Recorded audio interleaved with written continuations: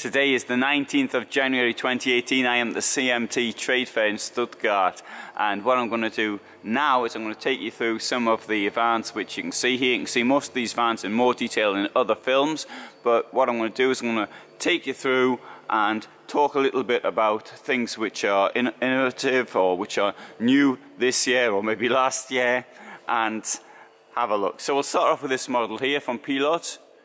It's the P706 GJ, and coming in here, two single beds, joinable. And now, one of the things I find with this type of setup is that I couldn't get myself comfortable, but then again, I am not particularly tall. In fact, I'm the average height, and being the average height means that I can get away with a width-wise bed. Now, I met somebody, he's 2 meters tall, and he can't get comfortable. In fact, he's got to sleep crouched. In fact, he can't even go to a hotel really without problems. So you get a setup like this, and you've got more space to stretch out in. Now, one thing also I'm always going about is the position of the extra bed. If you get it here, for example, above the lounge, it gives less light, less headroom. You mightn't need the headroom, but then again, if you're one of these tall people, you're going to have to think about this, because you certainly don't want to be crouched when you're in the living room, and you don't want to be crouching when you're in the driving seat and getting up and down. So therefore, that's one reason against the double bed above the driving position. And think about that, think about your height. This is really very, very important. Now, there's something which Pilote has got at this year which is really outstanding, which I'm going to show you right now. Le Voyageur is the luxury version of Pilote. I mean, these vans are costing well into six figures, but they're pretty outstanding inside, and have a look in other films what they look like inside. Here we have a complete range of this type of van from 6 meters 80 to 855. What's really exciting though is up here. See that one there? And have a look at this one up here. This van doesn't have mirrors. Instead of mirrors, it has cameras. And you can see the cameras inside the van, and I'll film that from inside and give you a good idea what it looks like. For me, this is the most exciting innovation from here, but I've been told that, oh, cars have had that for some time, so maybe it's not as innovative as I thought immediately, but it certainly is in the camping world.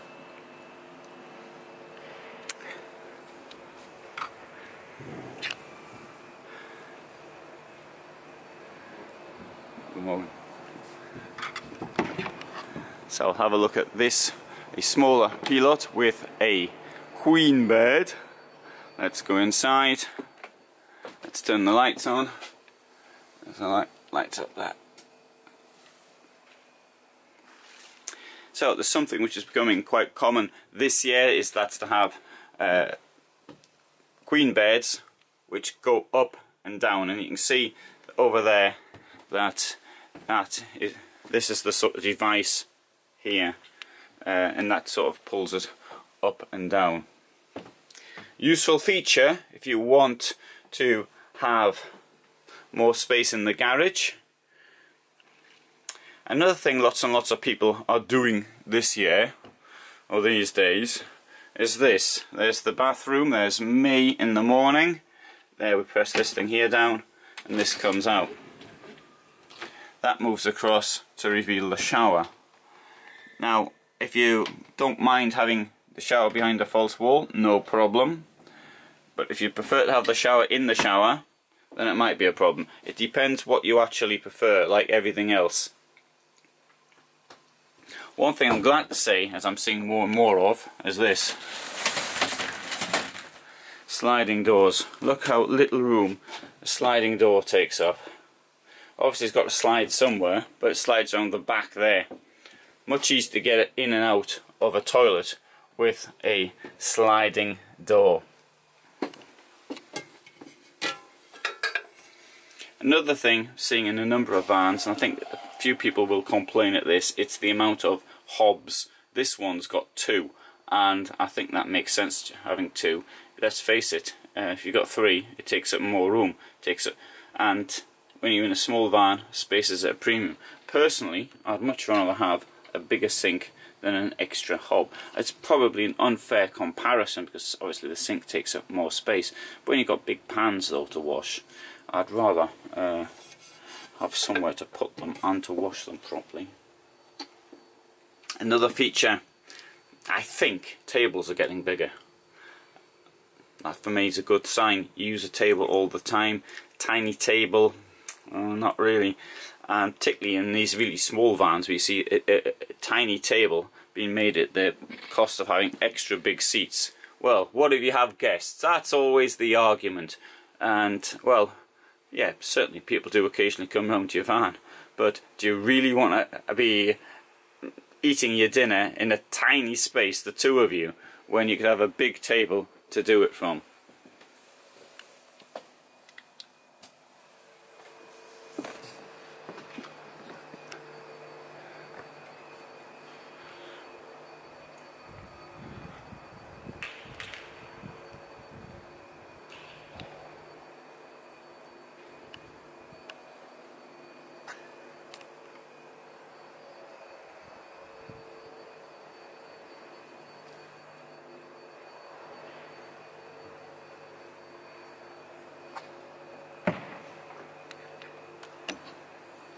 So we'll have a look inside this one. It's another one with a queen bed, G740C.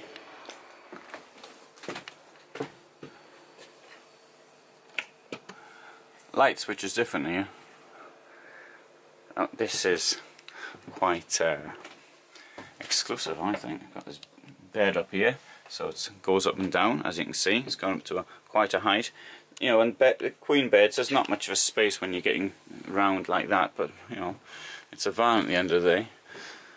You've got to be able to park the thing occasionally, and it's got a bit of class about it, this bedroom, I think. One thing I have some difficulty understanding the point of is this: a door which comes like this and closes there. Is it really necessary? I mean, many vans have something like this. You can see the runner up there. This thing here slides down, but again, is it something which you want? Maybe you do, maybe you don't. I think it adds to clutter, in my opinion.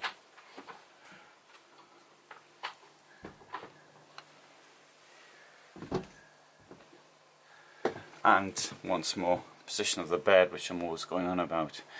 You've got a bed like that up there. You've got what, 20-25 centimeters of headroom that you've lost because of it. Also, you've lost storage because you could be having these things all the way around. So that's the price of the bed up there, which you may be thinking, well, what if the kids come? Well, how often do the kids come?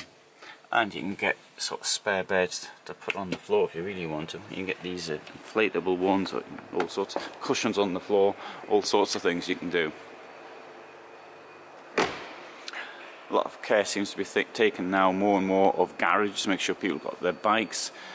Something like, I've got the statistics now, but it's well over 90% of campers are using bikes.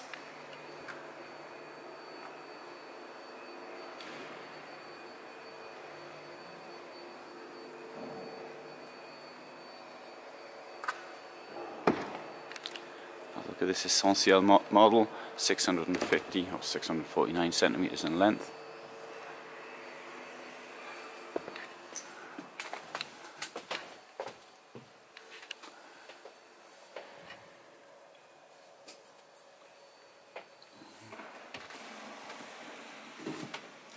Gives a better idea, I think, of how the two single beds can work.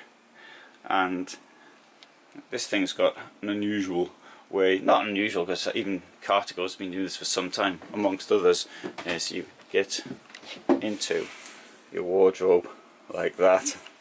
Of course you can open the door as well if you want here. So you've got a choice from the above or from below, as you choose. And once more, the sensible sliding door.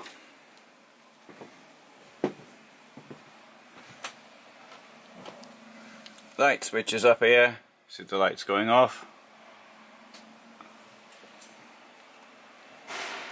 That's a quick look at Pilote at this trade fair. Look at one or two of the models. If you want to see anything in more detail, then I'll be publishing the films, or maybe they've already been published by the time you see this. But I filmed lots of vehicles here.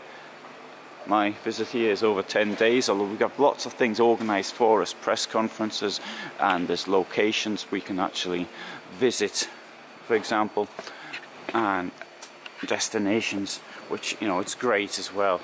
And there's awards ceremonies and all sorts of things of this nature.